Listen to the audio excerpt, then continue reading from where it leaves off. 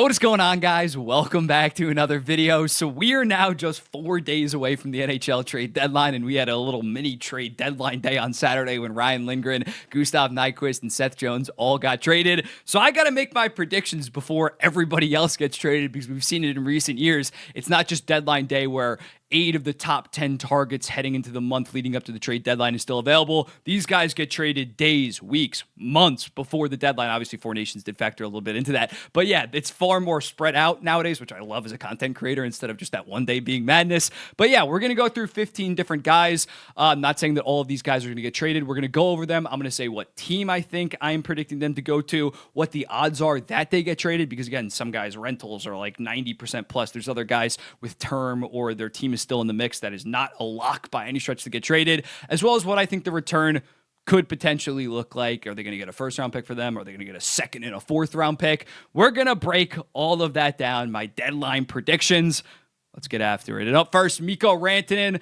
I don't expect him to get traded. I think there's like a 15 to 20% chance. I'll go 20% that he gets flipped. It seems like Carolina is going to need some kind of massive offer. But if he did get traded, I think the LA Kings make some sense. That's apparently the one team that has been kicking the tires on Mikko Rantanen because they do lack that superstar forward. I really like their three-headed monster of Kopitar, Kempe, and Fiala. But when you look at them going up against the potential Edmonton Oilers rematch or Vegas Golden Knights with Jack Eichel and Mark Stone, they have been lacking that superstar forward that Mikko Rantanen could provide. What a return would look like on a Mikko Rantanen to the LA Kings deal. I think that they wouldn't want just like a first and picks. I think they'd want one of Turcotte, Lafreniere, Brant Clark, Jordan Spence, not all four of them, one or two of them, as well as picks on top of that or prospects. I think they're going to want some kind of young roster player that has a bunch of potential. But yeah, I don't see it happening, but I think LA just makes far too much sense in terms of the team and Rob Blake that needs to make some kind of aggressive move. And you look at them and they don't have that superstar forward. So LA, but again, only like a 20% chance that he ends up getting traded.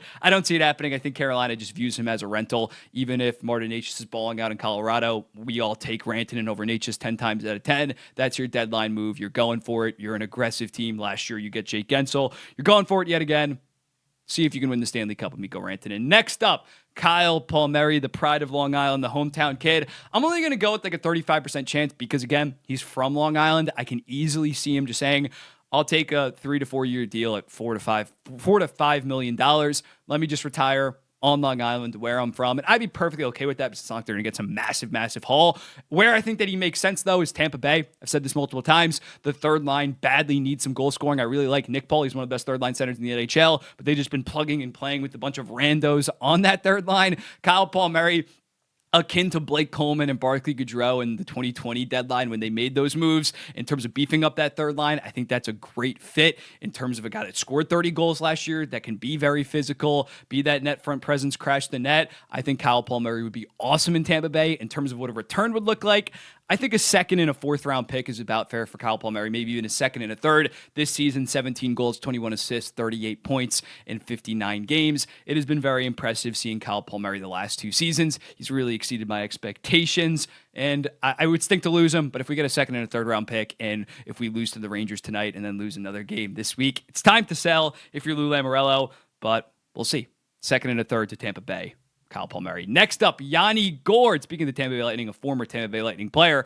I have him going to New Jersey. I think if he's healthy, he's obviously dealing with that sports hernia. I think it's like 85-90% likelihood that he gets traded. I don't know how Ron Francis brings him back or lets him potentially hit the open market. And then even if he re-signs him, I think that's a bad idea considering he has Berkeley Catton, Shane Wright, and a bunch of other young forwards up and coming. Yeah, he should get traded where I think he's going to get traded to. I think New Jersey makes a lot of sense, especially now with the Jack Hughes injury. Even before that, I thought it made some sense. I was checking Daily Faceoff a couple days ago, and like Justin Dowling was the third line center. I think you plug in Yanni Gourde, and you have a damn good team. Hopefully Jack Hughes is only out week to week. That 3 center deep would be very impressive in terms of a return. Second and a fourth round pick, basically what Alex Wenberg got last year for the Seattle Kraken. I think it's about the same. New Jersey gets a third line center for their playoff run. Seattle kind of moves on from a guy that has been a damn good Kraken while he's there. But yeah, their time is up. Yanni Gourde got to get moved off this team. The Edmonton Oilers get John Gibson. I only think it's like a 35% chance likelihood that he gets traded. But if he is getting traded at this deadline, it's most likely going to be Edmonton. Maybe in the offseason, a team like Carolina. I'm trying to think. Carolina. I don't know. Other teams are going to be interested in John Gibson, but at this year's deadline, Stuart Skinner, with the way that he's been playing of late, in 886 in his last 10 games, it has not been good. The only reason Stan Bowman still stands by him, and maybe that's just saying to the media and then making deals behind the scenes, but it's looking like Edmonton is just going to roll with Stuart Skinner for one more playoff run, and then if he shits the bed, maybe you go out and get a John Gibson. But yeah, if he gets traded, I think it's like an 80% likelihood that it's to Edmonton, but it's only a 35% overall. In terms of return, I think you'd have to attach Evander Kane and his $5-ish million, although he's on LTIR right now, and like a second round pick, maybe a first round pick. I think that would be about a fair return. Ryan Donato, I think there's like a 90% chance that this guy gets traded.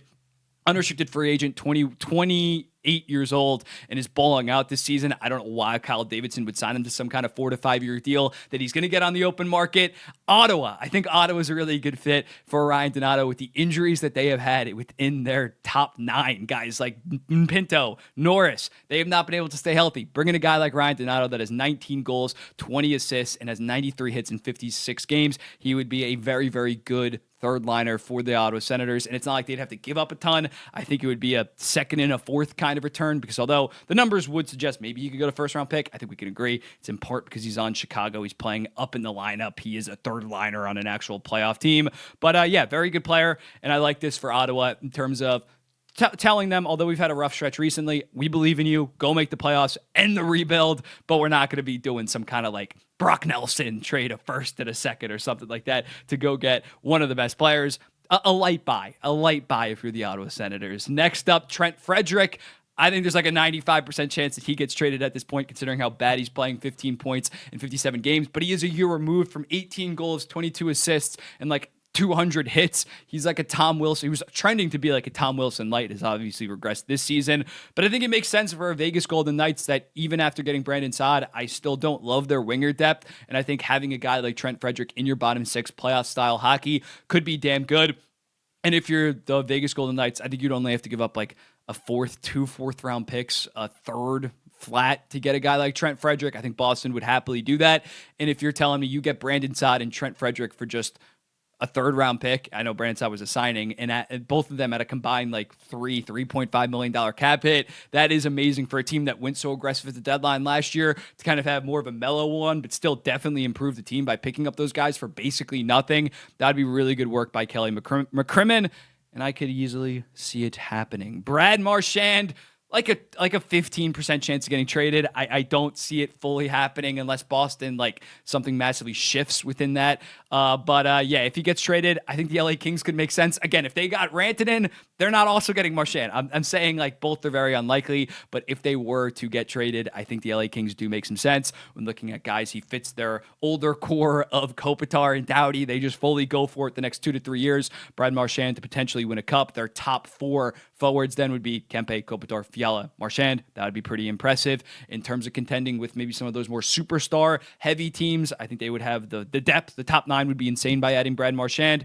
In terms of return, I think a first and like a B+ prospect, or a first and a solid young player. I'm not sure you'd get like Turcotte or Lafreniere in this, but yeah, it'd be. They get a decent haul for Brad Marchand, considering his level of play, and he's only at half retained, like $3 million. That would be very, very interesting to see him get traded, but again, only like a 15% chance. Next up, Ristolainen. I say there's like a 33% chance he gets traded at this year's deadline because he still does have term.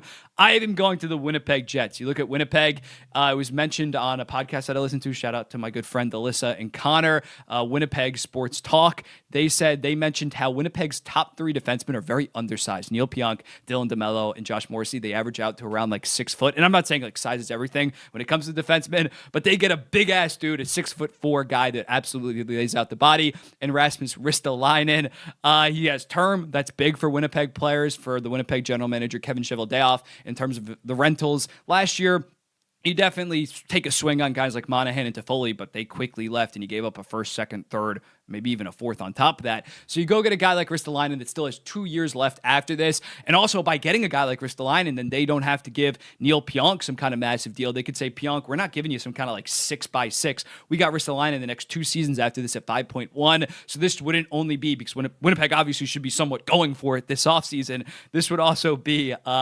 a long-term play for the Winnipeg Jets in terms of what the return would be. I think you could give up a first-round pick, and I think if you're Philadelphia, you're definitely taking a first-round pick for Rasmus Ristolainen. And again, for Winnipeg, a 2.5-year rental for Rasmus Ristolainen, I think is damn good work by both parties. Next up, Jake Evans. I have him going to the Florida Panthers. I think there's about a 55% chance of him getting traded. Apparently, Kent Hughes will only trade him if he gets the price that he wants. That's probably going to be a second-round pick, I'd assume. I think it's more likely that he goes for a third-round pick, so maybe he doesn't get traded again. Probably should trade him just because they have so many young forwards coming up within the system. Take your third-round pick. But yeah, Florida Panthers, I still think they're looking for some bottom six help. Jake Evans makes some sense. Insane start to the season, but that was boosted by him shooting like 28%. Still a very effective bottom sixer. In terms of that return, I'm going to stick with the third-rounder. Maybe some contender gives a second-round pick. I wouldn't be like shocked. I personally wouldn't do that if I was a team. But yeah, Florida Panthers, beef up, get another stud. Not a stud, but get another solid piece within your bottom six. You got your Seth Jones trade. Now kind of round out the team. And Jake Evans would be a really good add for the Florida Panthers. Scott Laughton, I have him going to the Toronto Maple Leafs. I think there's like a 36% chance of him getting traded. He obviously has a year left on top of this at only $3 million. He's a very attractive guy for these kind of old school general managers that love their physical bottom sixers. And for Toronto, he could fit that role as the third line center. Not saying he'd be one of the best third line centers in the entire NHL, but it would make sense for about a half a point per game, solid defensive guy to give up. I think they would give up a first round pick. I'm not going to lie. I think Scott Laughton's going to get a first round pick. I know that might sound gross to some people, but considering he has that extra year at only $3 million to be your third line center, I think that is going to be the going rate. It's been talked about a lot. Scott Laughton has been the most sought after guy most sought out guy that didn't get traded the last two deadlines. And I think maybe potentially finally that there's only a year and a half left on this deal. Philly kind of pulls the trigger, and they also have some young forwards coming up within the system where next year you want to go a little bit younger, and they've already been selling with guys like Farabee and Frost. Next up, Brandon Tanev. I have him going to the Winnipeg Jets. I think there's like an 85% chance of him getting traded, another expiring guy that I don't think Seattle should hold on to. They just got too many young guys coming up within the system. Winnipeg, he played there. He started his career there, so it just makes far too much sense. You're not expecting that much. This is just more of a depth kind of move in case of injuries. He can play on your fourth line, be a physical presence, and you give up like a fourth round pick to get him. I think that would be just a pretty solid Kevin Cheveldayoff move in terms of great culture fit, great physical fourth line presence. Win-win for both parties. Brock Boeser, I'm going to Detroit. I think Detroit makes some kind of move. They got the money now that Andrew Kopp is out for the rest of the season, on top of dumping Billy Husso for nothing, right? But just future considerations. That was insane. At this point, Brock Boeser, I think there's like a 75% chance that he gets traded somewhere. When looking at it, there was just a tweet that came out, I think from Dreger or Friedman, that they haven't had contract negotiations in months at this point. So I think that they're going to trade him, even though they are in a playoff spot or battling Calgary right now for a playoff spot. I think they agree. They know that they're not doing shit if they make the playoffs. This team is in far too much disarray. And yeah, Detroit, it makes sense when looking at it. He does fit in with the age core of guys like DeBrincat and Larkin. Go for it. They're in a playoff spot right now. Make the playoffs. Sign him to some 5-6 year deal and have him be a part of your top six. When looking at it, guys like Tarasenko have really busted. Patrick Kane, not sure how many years he has left. So bring in a guy like Boeser. I know they have other forward prospects within the pipeline, but I think Brock Boeser at 28 years old can be a very important piece to this team for the next 4 to 5 years. I would approve of going after Brock Boeser if I was Steve Yzerman. Next up, David Savard. I say there's like a 28% chance of him getting traded. I think he's a lot less likely than Jake Evans just because he's not going to probably garner as much on the open market, only playing like 17 minutes a night. On top of Montreal obviously has some defenseman injuries with Caden Gooley, and they've been winning some games of late, so you might as well just keep Savard. But I have him going to the Edmonton Oilers. They obviously have a need on the right side defense. He's not a long-term option, long-term fix in terms of a Darnell Nurse partner, but you could give up probably like a third-round pick or even a fourth-round pick maybe for Savard and just kind of plug him in as your number 6 defenseman. Good physical presence, won the Stanley Cup back in 2021. Solid depth at if you're not really trying to do anything too massive if you're the Edmonton Oilers. Riley Smith, I have him going to the Washington Capitals. I think there's like a 95% chance that he gets traded, considering he got held out of Sunday's game. That was a little bit surprising. And yeah, if you're Washington, Elliot Friedman reported that he believes that they could be hesitant to add at the trade deadline due to magical chemistry. So I don't expect any like massive like top 6, top 4 moves. You look at them, it is kind of sparked. Their PDO is off the chart. So I understand them just saying like, let's run with it. Let's see what happens in the playoffs. Then in this offseason, maybe we'll make some moves at this year's deadline. Their top 6, their top 2 lines have been amazing. Their top 4 has been just set. So bringing a guy like Riley Smith to play on the third line, you're also going to have Ryan Leonard coming up within college for the final 8 games, 9 games, and then hopefully in the playoffs for your team. So add a guy like Riley Smith, the bottom 6, the third line, offensively at least, is probably the one point of criticism that I would have for the Washington Capitals. So yeah, going from what they currently have to Ryan Leonard, Riley Smith, and Lars Eller, I think, as the third line center. I don't know. But yeah, I think that would provide some much needed scoring within that third line. Washington, a minor move. I think that they would be able to give up a second round pick. And again, it's their second round pick that like at the earliest is going to be like 58th overall. It's not going to be some kind of like 49th overall. So give up their second round. They also have Boston's second round pick, but that will probably actually be decently high. So give up your own second round pick for Riley Smith.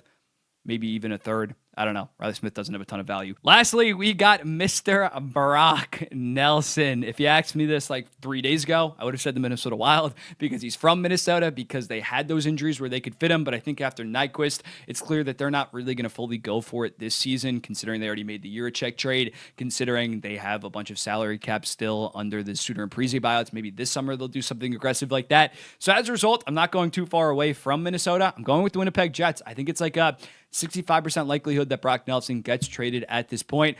Again, if the Islanders somehow keep him and then he walks in free agency, I'm going to absolutely lose my mind. I think he's far more likely to get traded than Kyle Palmieri because he at the bare minimum should get a first-round pick. He is that damn good second-line center. And as much as Nemestikov and Lowry are a good like 2A, 2C in terms of like what they're capable of, I think Lowry's a great third-line center. You need a legit second-line center, and I think Brock Nelson is exactly that. You throw him with Perfetti and Ehlers, that would form one of the best second lines in the entire NHL. And yeah, I think in terms of a return, he would get a first and a third round pick. I know he's not playing amazing right now, but you look at the track record.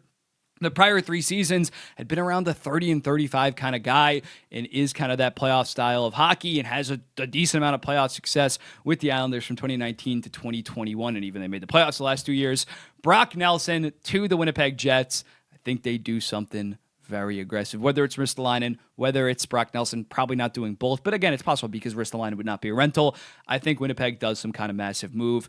Washington, not as much, though, even though they're both at the top of the standings. But let me know in the comments, what do you think about these predictions? I'll be seeing the next one, which could be in an hour or something like that because people are getting traded left and right. Peace.